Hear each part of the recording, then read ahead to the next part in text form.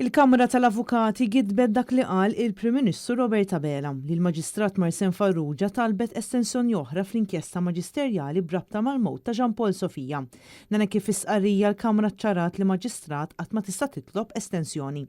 Il-proċedura kif titmexxa inkjesta maġisterjali hija regolata mill-Kodiċi Kriminali li skont il-liġi maġistrat għandu 60 ġurnata sabiex jagħlaq inkjesta. Jekk dan ma jsirx il-maġistrat għandu jlesti rapport li jiġi mmoddi lill-Avukat Ġenerali fejn jispjega r-raġuni għala dan id-dewmien. Imbagħad feluq kull xahar sakemm tingħalaq l-inkjesta huwa għandu jħejji rapport kull darba li ma rapport jintbagħat lill-Avukat Ġenerali.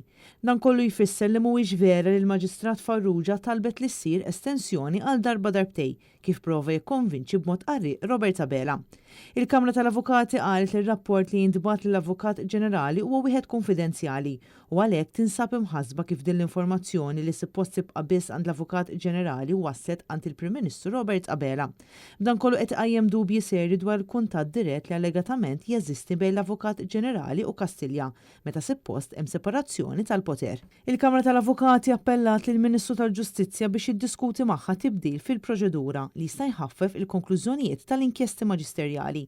Dan peress li kull persuna interessata fl-eżitu ta' inkjesta maġisterjali qed bagħti bid-dewmien li numru kbir ta' inkjesti qed jieħdu sabiex jingħalqu.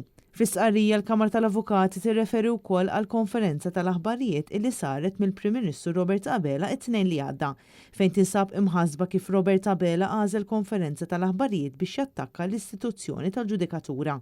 Ġudikatura li jaf tajjeb li mhix f'pożizzjoni li tiddefendi ruħha.